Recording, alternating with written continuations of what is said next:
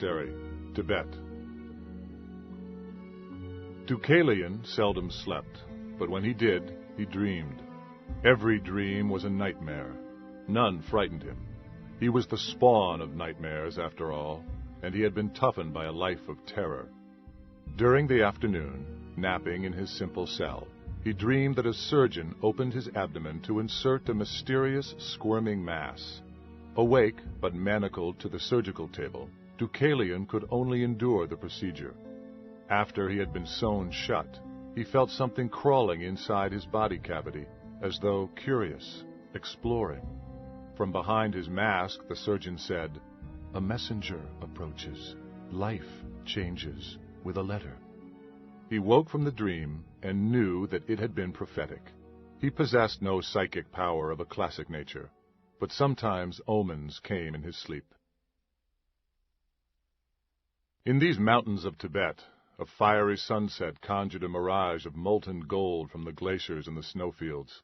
A serrated blade of Himalayan peaks, with Everest at its hilt, cut the sky. Far from civilization, this vast panorama soothed Deucalion. For several years he had preferred to avoid people, except for Buddhist monks in this wind-swept rooftop of the world. Although he had not killed for a long time, he still harbored the capacity for homicidal fury. Here he strove always to suppress his darker urges, sought calm, and hoped to find true peace.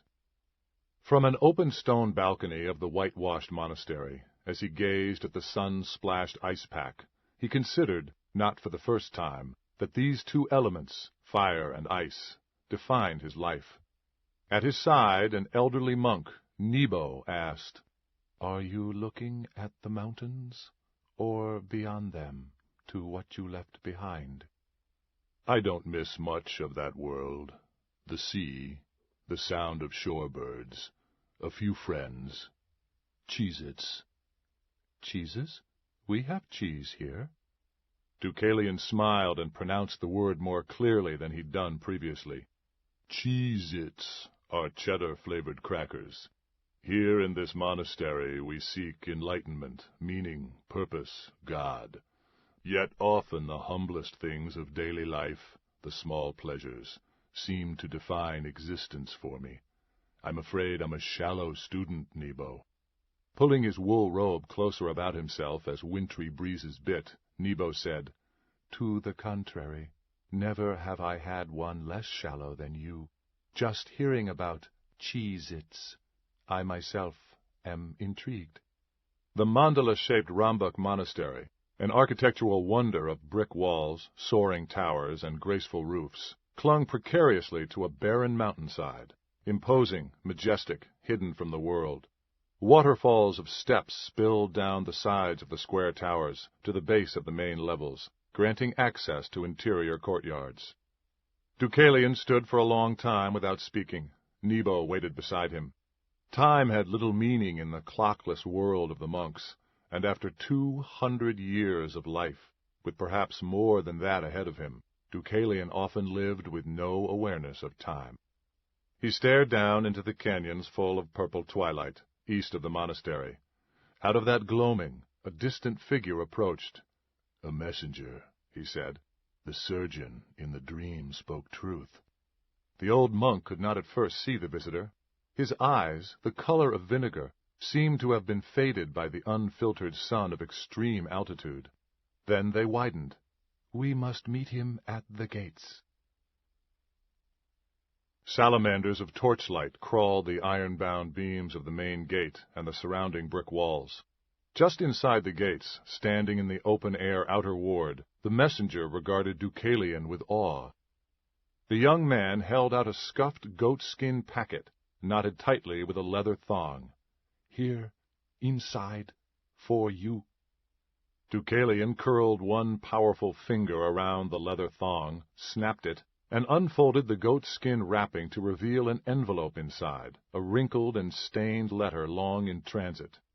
The return address was in New Orleans. The name was that of an old and trusted friend, Ben Jonas. Still glancing surreptitiously and nervously at the ravaged half of Deucalion's face, The messenger evidently decided that the company of a yeti would be preferable to a return trip in darkness through the bitter cold mountain pass. "May I have shelter for the night?" "Anyone who comes to these gates," Nebo assured him, "may have whatever he needs. If we had them, I would even give you Cheez-Its." From the outer ward they ascended the stone ramp through the inner gate. 2 young monks with lanterns arrived as if in answer to a telepathic summons to escort the messenger to guest quarters. In the candle-lit reception hall, in an alcove that smelled of sandalwood and incense, Deucalion read the letter. Ben's handwritten words conveyed a momentous message in neatly penned blue ink. With the letter came a clipping from a newspaper, the New Orleans Times-Picayune. The headline and the text mattered less to Deucalion than the photograph that accompanied them. Although nightmares could not frighten him, though he had long ago ceased to fear any man, his hand shook. The brittle clipping made a crisp, scurrying insect sound in his trembling fingers. "Bad news?" asked Nebo. "Has someone died?" "Worse. Someone is still alive." Deucalion stared in disbelief at the photograph. "I must leave Rombuk." This statement clearly saddened Nebo. "I had taken comfort for some time that you would be the one to say the prayers at my death." "You're too full of piss to die any time soon," Deucalion said. "Besides, I am perhaps the last one on earth to whom God would listen." "Or perhaps the first," said Nebo, with an enigmatic but knowing smile. "All right. If you intend to walk again in the world beyond these mountains, first allow me to give you a gift." Reclining in a chair padded with thin red silk cushions, Deucalion stared at a ceiling of carved and painted lotus blossoms. Nebo sat at an angle to him, leaning over him, studying his face. During his decades in carnivals, Deucalion had been accepted by carnies as though nothing about him was remarkable. They, too, were all outsiders by choice or by necessity. He'd made a good living working the freak shows, which were called 10-in-1s because they offered 10 exhibits under one tent. On his small stage he had sat in profile, the handsome side of his face turned to the sawdust aisle, along which the marks traveled from act to act, from fat lady to rubber man. When they gathered before him, puzzling over why he was included in such a show, he turned to reveal the ruined side of his face. Grown men gasped and shuddered. Women fainted. Only adults 18 and older were admitted, because children, seeing him, might be traumatized for life. Face fully revealed, he had stood and removed his shirt to show them his body to the waist. The keloid scars, the enduring welts from primitive metal sutures, the strange excrescences. Now beside Nebo stood a tray that held an array of thin steel needles and tiny vials of inks in many colors. With nimble skill, the monk tattooed Deucalion's face. "This is my gift to you, a pattern of protection." Nebo leaned over to inspect his work, then began an even more intricate tracing in dark blues, blacks, greens. Deucalion did not wince, nor would he have cried out at the stings of 1,000 wasps. "Are you creating a puzzle on my face?" "The puzzle is your face." The monk smiled down at his work and at the uneven canvas on which he imprinted his rich designs. "With this much pattern, I should offer something for the pain." "I don't fear pain," Deucalion said. "Life is an ocean of pain." "Life outside of here, perhaps." "Even here we bring our memories with us." The work continued in heavy silence until Nebo said, "This will serve as a diversion for the curious eye. Of course, not even such a detailed pattern will conceal everything." Deucalion reached up to touch the stinging tattoo that covered the surface of the cracked mirror scar tissue. "I'll live by night and by distraction, as so often I have before." After inserting stoppers in the ink vials, wiping his needles on a cloth, the monk said, "Once more before you leave. The coin?" Sitting up straighter in his chair, Deucalion plucked a silver coin from mid-air with his right hand. Nebo watched as Deucalion turned the coin across his knuckles, walked it, as magicians say, exhibiting remarkable dexterity considering the great size and brutal appearance of his hands. That much any good magician could have done. With thumb and forefinger, Deucalion snapped the coin into the air. Candlelight winked off the piece as it flipped high. Deucalion snatched it from the air, clutching it in his fist, opened his hand to show it empty. Any good magician could have done this, too, and could have then produced the coin from behind Nebo's ear, which Deucalion also did. The monk was mystified, however, by what came next. Deucalion snapped the coin into the air again. Candlelight winked off it. Then, before Nebo's eyes, the coin just vanished. At the apex of its arc, turning head to tail to head, it turned out of existence. The coin didn't fall to the floor. Deucalion's hands were not near it when it disappeared. Nebo had seen this illusion many times. He had watched it from a distance of inches, yet he couldn't say what happened to the coin. Nebo scanned the ceiling, as if expecting to see the coin stuck to one of the carved and painted lotus blossoms. Lowering his stare to Deucalion once more, he said, "Your friend in America addressed your letter to 7 different names." "I've used many more than that." "Deucalion," the monk said. "A name from old mythology, not known to many people anymore." He rose from the chair. The old man turned his face upward. "In America, will you return to the carnival life?" "Carnivals have no place for me. There aren't freak shows anymore, not like in the old days. They're politically incorrect." "Back when there were freak shows, what was your act?" Deucalion turned from the candle-lit mandalas on the wall, his newly tattooed face hidden in shadows.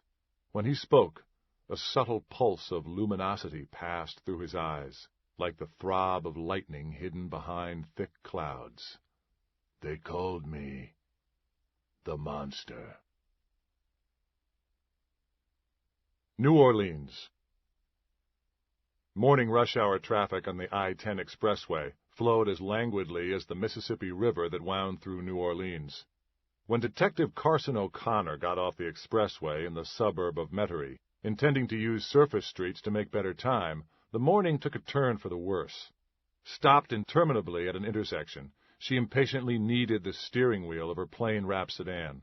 To dispel a growing sense of suffocation, she rolled down the window.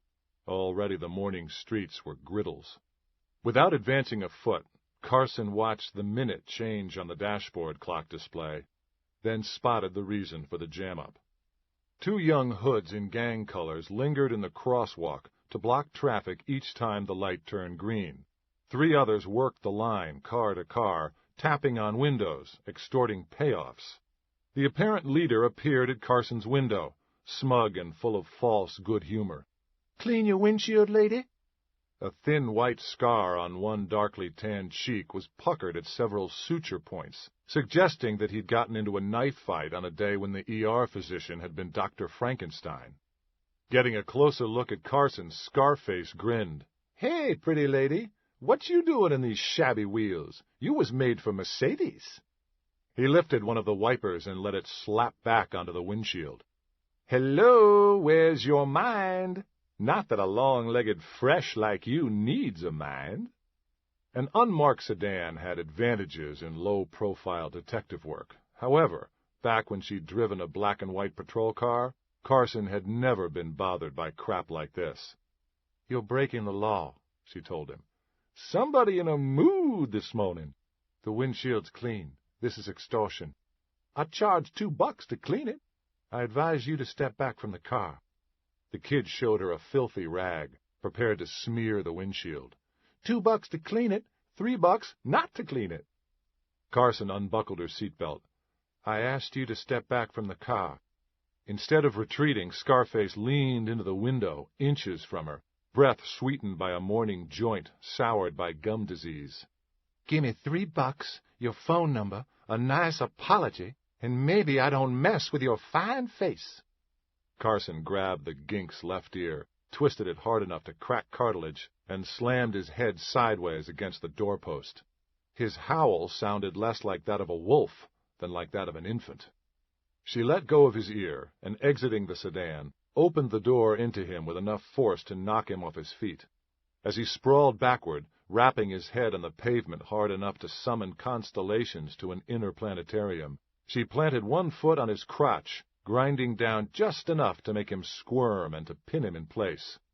Shoving her police ID toward his face, she said, "My phone number is 911. Among the hostage cars, heads up and alert, Scarface's 4 ace cools were looking at him, at her, stunned and angry, but also amused. The guy under her foot was a homie, and a humiliation to one homeboy was a humiliation to all. To the nearest of Scarface's friends, Carson said, "Stall it out, shithead, unless you want a hole in your do-rag." In spite of her warning, 2 of the other 4 gangbangers began to edge toward her.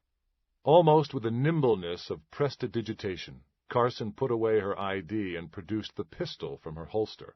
"Check it out, this lady under my foot, he's been scratched," which meant embarrassed. "But none of you has. Nothing here for you but 2 years in stir, maybe lit up and crippled for life." They didn't split, but they stopped moving closer. Carson knew they were less concerned about her pistol than about the fact that she talked the talk. Since she knew the lingo, they assumed correctly that she had been in situations like this before, lots of them, and still looked prime, and wasn't afraid. "Best to break, best to book," she said, advising them to leave. Ahead of her plain-wrapped sedan, closer to the intersection, cars began to move. Whether or not they could see what was happening in their rearview mirrors, the drivers sensed the shakedown had ended. As the cars around them began to roll, the young entrepreneurs decided there was no point to lingering when their customer base had moved on. They whittled away like wall-eyed horses stampeded by the crack of thunder. Under her foot, the windshield washer couldn't quite bring himself to admit defeat. "Hey, bitch, your badge, it said homicide. You can't touch me. I ain't killed nobody." "What a moron," she said, holstering the pistol. Her cell phone rang. "Detective O'Connor," she answered. When she heard who was calling and why, she took her foot off the gangbanger. "Beat it," she told him. "Get your sorry ass out of the street." "You ain't locking me?" "You're not worth the paperwork." She returned to her phone call. Groaning, he got to his feet, but he was one of those who didn't learn from experience. As Carson concluded the call, pressed end, and pocketed the phone, the offended extortionist said, "Thing is, I know your name now, so I can find out where you live." "We're obstructing traffic here," she said. "Come jack you up real good one night, break your legs, your arms, break every finger. You got gas in your kitchen? I'll cook your face on a burner." "Sounds like fun. I'll open a bottle of wine, make tapas. Only thing is, the face gets cooked on the burner. I'm looking at it." Intimidation was his best tool, but she had a screw head that it couldn't turn. "You like tapas?" she asked. "Bitch, you're crazy as a red-eyed rat on meth." "Probably," she agreed. He backed away from her. With a wink, she said, "I can find out where you live." "You stay away from me." "You got gas in your kitchen?" she asked. "I mean it, you psycho twat." "Oh, now you're just dragging me," Carson said, meaning sweet-talking. The gangbanger dared to turn his back on her and hobble away fast, dodging cars. Feeling better about the morning, Carson got behind the wheel of the unmarked sedan, pulled her door shut, and drove off to pick up her partner, Michael Maddison. They had been facing a day of routine investigation, but the phone call changed all that. A dead woman had been found in the City Park lagoon, and by the look of the body, she hadn't accidentally drowned while taking a moonlight swim. Without using her siren and portable flasher, Carson made good time on Veterans Boulevard, through a kaleidoscope of strip malls, lube shops, car dealerships, bank branches, and fast food franchises. Farther along, subdivisions of tract homes alternated with corridors of apartment buildings and condos. Here Michael Maddison, 30 and still single, had found a bland apartment that could have been in any city in America. Dressed for work in a Hawaiian shirt, tan sports jacket that covered his shoulder holster, and jeans, Michael had been waiting for her to drive up. He looked wry and easy, but like certain deceptive cocktails, he had a kick. Carrying a white paper bag in one hand, holding an unbitten doughnut in his mouth with the delicacy of a retriever returning to a hunter with a duck, Michael got into the passenger's seat and pulled the door shut. Carson said, "What's that growth on your lip?" Taking the doughnut from between his teeth, intact and barely marked, he said, "Maple glazed buttermilk." "Gimme." Michael offered her the white bag. "1 regular glazed, 2 chocolate. Take your pick."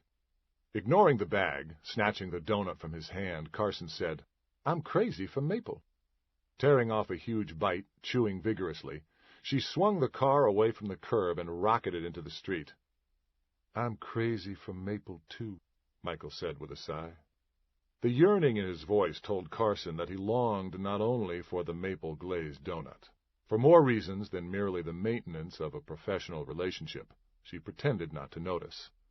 "You'll enjoy the regular glazed."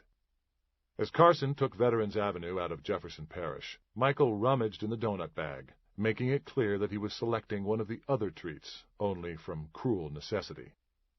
Glancing up as Carson cruised through a yellow light an instant before it changed to red, he said, "Ease off the gas and help save the planet. In my church, we start every workday with an hour of sugar and meditation." "I don't belong to the Church of Fat-Ass Detectives.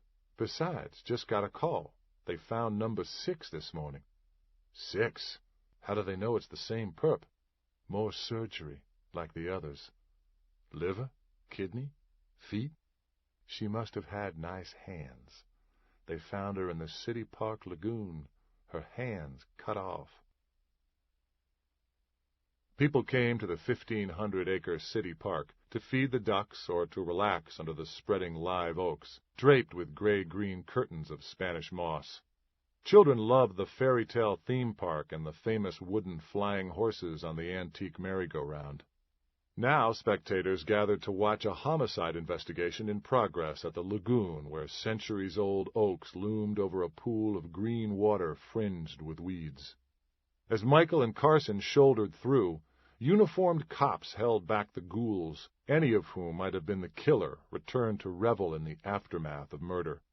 Behind them, yellow crime scene tape had been strung like Mardi Gras streamers from oak tree to oak tree.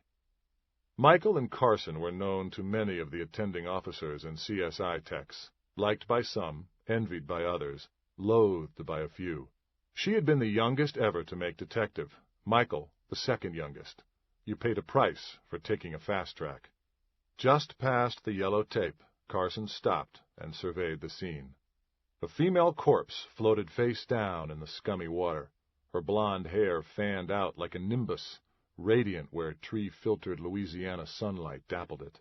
Because the sleeves of her dress trapped air, the dead woman's arms floated in full sight, too. They ended in stumps. "New Orleans," Michael said, quoting a current tourist bureau come-on, "the romance of the bayou." Waiting for instruction, the CSI techs had not yet entered the scene. They had followed Carson and stood now at just the other side of the marked perimeter. As the investigating detectives, Carson and Michael had to formulate a systematic plan, determine the proper geometry of the search, the subjects and angles of photographs, possible sources of clues. In this matter, Michael usually deferred to Carson because she had an intuition that, just to annoy her, he called witchy vision. To the nearest uniform on the crime line, Carson said, "Who was the responding officer?" "Ned Lohman." "Where is he?" "Over there, behind those trees." "Why the hell's he tramping the scene?" she demanded. As if in answer, Lohman appeared from behind the oaks with 2 homicide detectives, older models, Jonathan Harker and Dwight Fry. "Dork and Dink," Michael groaned. Although too far away to have heard, Harker glowered at them. Fry waved. "This blows," Carson said. "Big time," Michael agreed. She didn't bluster into the scene, but waited for the detectives to come to her. By the time they reached her, both were smiling and smug. Ned Lohman, the uniformed officer, had the good sense to avoid her eyes. Carson held her temper. "This is our baby. Let us burp it." "We were in the area," Fry said. "Caught the call." "Chase the call," Carson suggested. Fry was a beefy man with an oily look, as if his surname came not from family lineage but from his preferred method of preparing every food he ate. In a situation like this, which had grown from one bizarre homicide to 6 killings in a matter of weeks, Carson and her partner would not be the only ones in the department assigned to research particular aspects of the case. They had caught the first murder, however, and therefore had proprietary interest in associated homicides if and until the killer piled up enough victims to force the establishment of an emergency task force, and at that point she and Michael would most likely be designated to head that undertaking. Harker tended to burn easily, from sunshine, from envy, from imagined slights to his competence, from just about anything. The southern sun had bleached his blond hair nearly white. It lent his face a perpetually parboiled look. His eyes, as blue as a gas flame, as hard as gemstones, revealed the truth of him that he attempted to disguise with a soft smile. "We needed to move fast, before evidence was lost. In this climate, bodies decompose quickly." "Oh, don't be so hard on yourself," Michael said. "With a gym membership and a little determination, you'll be looking good again." Carson drew Ned Lohman aside. Michael joined them as she took out her notebook and said, "Give me the TPO from your involvement. Let's start with the time." He checked his watch. Call came in at 7:42, which makes it 38 minutes ago. Jogger with a cell phone saw the body, called it in. As for place, the body's just where the jogger found it. "The Vic is blonde, maybe not natural, probably Caucasian. You have any other observations about her?" Carson asked Lohman. "No, I didn't go near her either. Didn't contaminate anything, if that's what you're trying to find out. Haven't seen the face yet, so I can't guess the age." "Time? Place? What about occurrence?" she asked Lohman. "Your first impression was—" "Murder. She didn't cut her hands off herself." The streets of New Orleans teemed with possibilities, women of every description. A few were beautiful, but even the most alluring were lacking in one way or another. During his years of searching, Roy Prevost had yet to encounter one woman who met his standards in every regard. He was proud of being a perfectionist. If he had been God, the world would have been a more ordered, less messy place. Under Roy Almighty, there would have been no ugly or plain people, no mold, no cockroaches or even mosquitoes, nothing that smelled bad.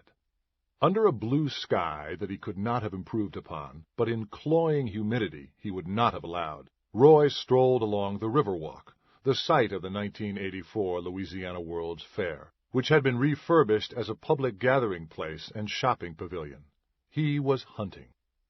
3 young women in tank tops and short shorts sashayed past, laughing together. 2 of them checked Roy out. He met their eyes, boldly ogled their bodies, then dismissed each of them with a glance. Even after years of searching, he remained an optimist. She was out there somewhere, his ideal, and he would find her, even if it had to be one piece at a time. In this promiscuous society, Roy remained a virgin at 38, a fact of which he was proud. He was saving himself for the perfect woman, for love. Meanwhile, he polished his own perfection. He undertook 2 hours of physical training every day.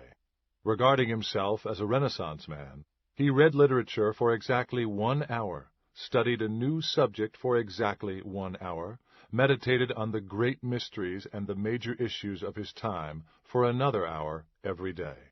He ate only organic produce. He bought no meat from factory farms. No pollutants tainted him, no pesticides, and certainly no strange, lingering genetic material from bioengineered foods. Eventually, when he had refined his diet to perfection, and when his body was as tuned as an atomic clock, he expected that he would cease to eliminate waste. Perhaps he would then encounter the perfect woman. Locals loved the Riverwalk, but Roy suspected that most people here today were tourists. considering how they paused to gawk at the caricature artists and street musicians. Locals would not be drawn in such numbers to the stands piled with New Orleans T-shirts. At a bright red wagon where cotton candy was sold, Roy suddenly halted. The fragrance of hot sugar cast a sweet haze around the cart. The cotton candy vendor sat on a stool under a red umbrella, in her 20s, less than plain, with unruly hair.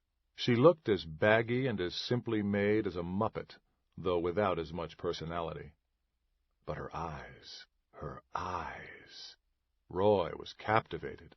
Her eyes were priceless gems, displayed in a cluttered and dusty case, a striking greenish blue.